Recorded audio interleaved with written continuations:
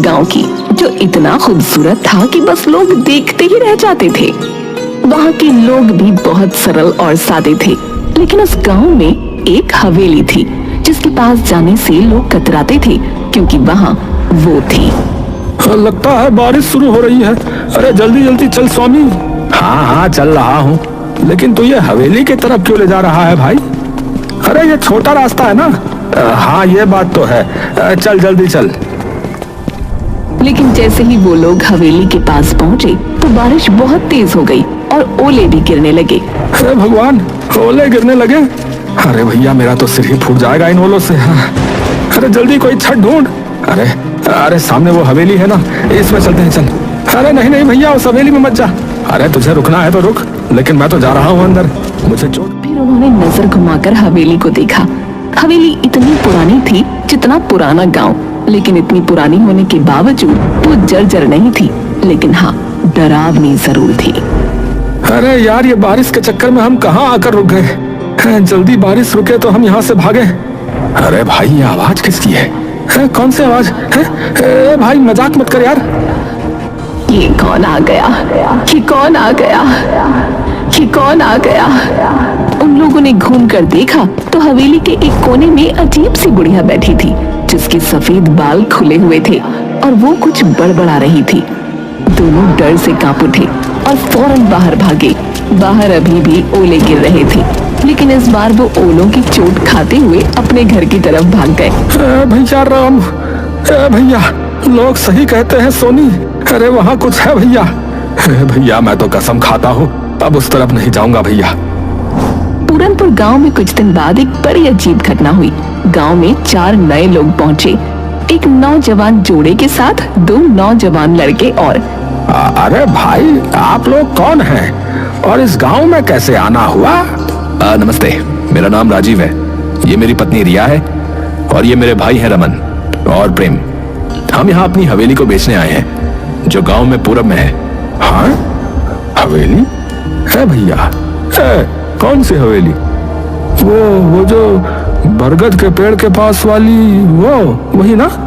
हाँ हाँ वही, हमारे दादाजी की थी, अब हम उसे बेचना चाहते हैं। ये सुनकर मुखिया हैरान हो गया और गांव वालों की भीड़ जमा हो गई। सब फुसफुसाने लगे। तभी मुखिया सीरियस होकर बोला, बेटा वो हवेली आज भी गांव के डर का कारण है। वहाँ एक बुढ़िया दिखती है अजीब सी। कोई नहीं जानता कि वो असली है या आत्मा है, कोई भूत है पता नहीं, या फिर हमारा वहम है। गांव में ऐसी अफवाहें आम होती हैं, हमने भी शहर में ऐसे किस्से खूब सुने। अगर वहाँ कोई बढ़िया होती तो अब तक किसी ने वीडियो बना लिया होता ना। मैं तो वहाँ की तस्वीरें इंस्टाग्राम पर डालूंगी, कौन डरता है भूत से।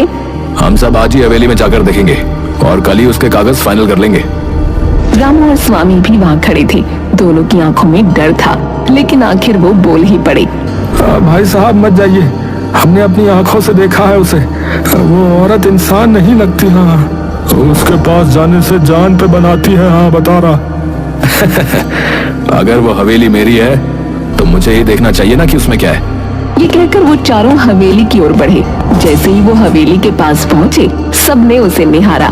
हवेली पुरानी जरूर थी, लेकिन उसकी दीवारों पर एक अजीब किस्म की चमक थी। वाओ, ये हवेली तो किसी राजमहल जैसी लगती है। इतनी मजबूत दीवारें, कितनी भव्य है। यार ये बेचेंगे तो करोड़ों मिलेंगे भाई।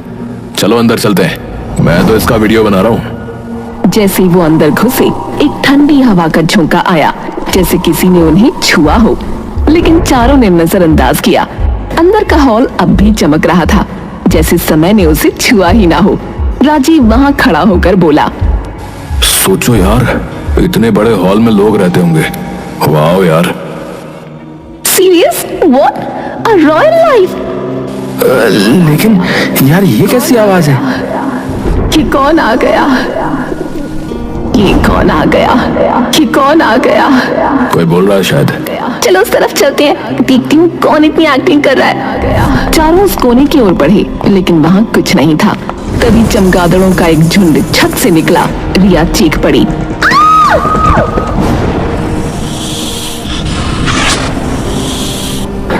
अरे बाप रे, सांप! अरे भागो भाई। हे भगवान, ये हवेली तो जंगल हो रखी है। अफवाहों का भूत और असली जानवरों का आतंक। राजीव, रिया, रमन और प्रेम हवेली की सुंदरता और रहस्यमयी माहौल से प्रभावित होकर वहां से निकलने ही वाले थे कि अचानक हवेली के अंदर एक अंधेरे कोने में कुछ हिलता डुलता दिखा। सभी की निगाहें उस कोने की ओर मुड़ी। वहां एक औरत बैठी थी, उसी हवेली की, वही रहस्यमयी बुढ़िया जिसकी बातें गांव वाले करते थे। खुले सफेद बाल, सूखी सिलवटों वाली त्वचा और पथराई आंखें। वो देखो, वहाँ कोई है। चलते हैं। ये वही बुढ़िया लगती है। नहीं यार, अब जब सामने दिख रही है तो बात करनी चाहिए। रिया साहस करके धीरे धीरे उस बुढ़िया के पास गई। जैसे ही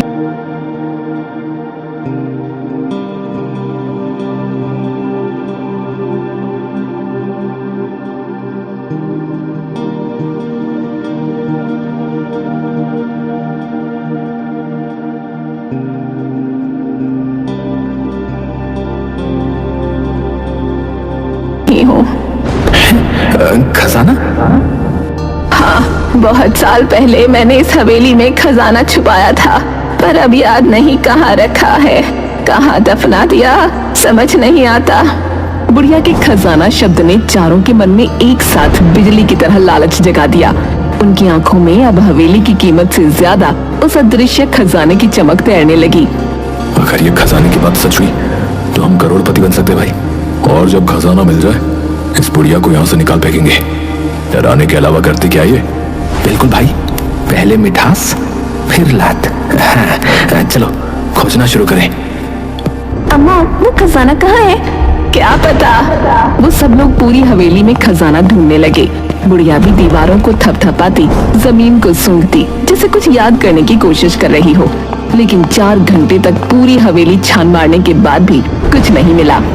अब तो रात होने वाली है यार, कुछ नहीं मिला। शायद ये औरत पागल है। हम कल फिर आएंगे, तब तक आप याद करने की कोशिश करना कि वो खजाना कहाँ है। चारों लोग गांव लौट आए। गांव वालों को जब ये पता चला कि उन्होंने बुढ़िया से बात की और खजाने की भी बात सुनी, तो पूरा गांव बहुत चक्का रह गया। क्या तुमने उससे बात की? उसने सच में खजाने की बात कही? हम बरसों से डरते आए हैं उस हवेली से, और तुम लोग खजाना ढूंढ रहे हो? अगर सच में खजाना हुआ तो हम सबको फायदा होगा। फिर कल चलो हमारे साथ, अगर कोई खजाना मिला तो हिस्सा मिलेगा। गांव वाले पहले तो हिचकिचाए, लेकिन हिस्सा शब्द सुनकर उनकी आंखों में भी चमक आ गई। अगले दिन राजीव, रमन, प्रेम, रिया के साथ गांव के 10-12 लोग भी हवेली पहुंचे। वो देखो भाई, वही बुढ़िया। हे भगवान, मुझे यकीन नहीं हो रहा है, मैं यहाँ वापस आ गया। चलो सब, आज इस हवेली का कोना कोना उलट डालो। चलो।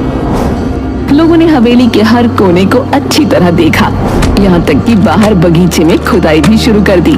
कुछ घंटे बीते, लेकिन कहीं कुछ नहीं मिला। तभी रामू की नजर हवेली के पिछले हिस्से पर गई, जहाँ छत का एक हिस्सा टूट कर गिरा हुआ था। अरे ओ भैया, इधर आओ, देखो। अरे यहाँ कुछ है शायद।